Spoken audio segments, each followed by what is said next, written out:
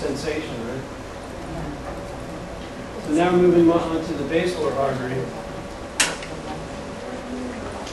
So again, basilar artery is going to be more towards the back and it's lower, so it's affecting the brainstem and the cerebellum.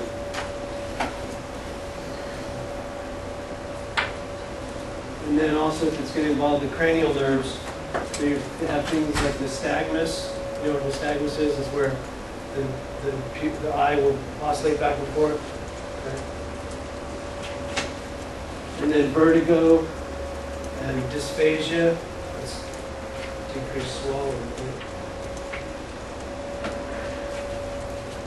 Yeah, dysphagia, difficulty swallowing.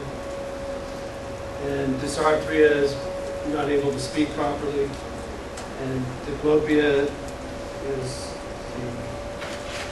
the vision.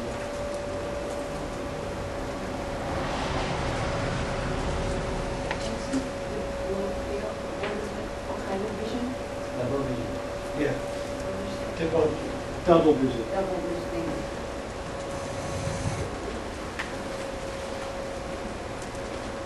That's not on the list.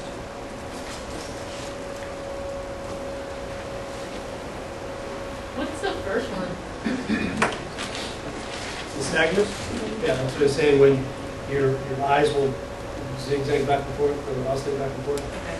You know, that's what the people are doing, like when they do sobriety checks or something like that. And we go back and forth, and you watch, you come and watch the finger, and you put it over here, and you'll see that eye go back and forth. I remember when I had neurology, when I was in chiropractic school, we learned all this stuff with cranial nerves. And it was a long day, and I'd studied a bunch, and then I was driving home, and I got pulled over for, they said I was speeding, but I'll never admit to it. And I couldn't see, like out of the back of the window was in such a way where I couldn't see the lights on the cop car, so it took me a while to realize that they were trying to pull me over.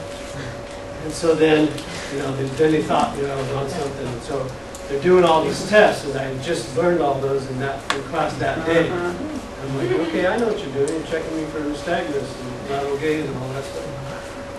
So They that's. probably didn't even know what that was. They probably do. They probably may not use the word nystagmus if they say what you're looking for. So be careful driving home today. Don't let what happened to me happen to you. Did you get out of it? No, I think I still have to take it. You got a ticket for speeding, but at least I told them, you know, I'm tired, I've been studying. They had a couple of speed traps. There was another thing where they were catching people running a stop sign.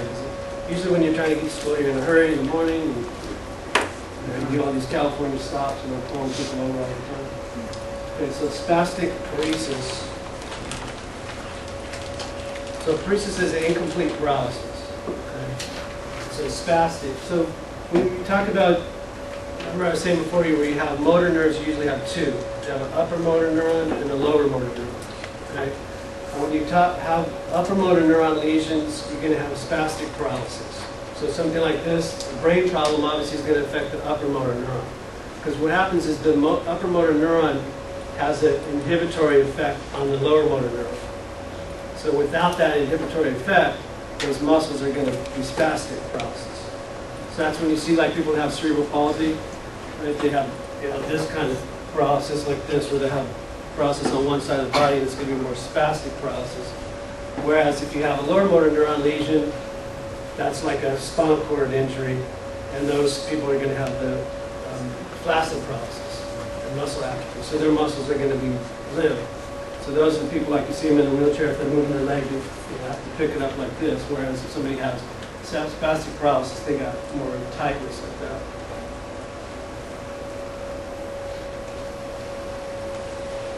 And then crossed sensory motor deficits. And then impaired consciousness as well. And then they may have complete blindness. Because again, the occipital lobe has to do with vision, and we're talking about the basilar artery. Remember, that's going to be more supplied more to the back part of the brain.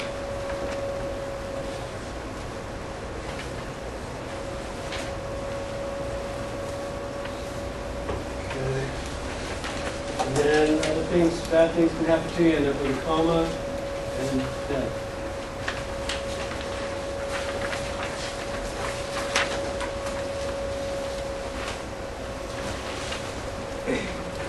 right, so now we'll talk about vertebral arteries. And you can see here that there's blockage. Like here, it thins here, and then right here, actually, the blood supply is completely blocked.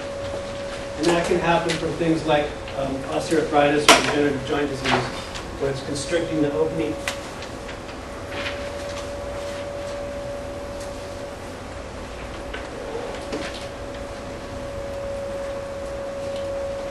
So again, because there's two of them, if you just have one of the arteries blocked, they're both going up to eventually to the same artery, to the basilar artery. So if you just have one side, you may not have any symptoms.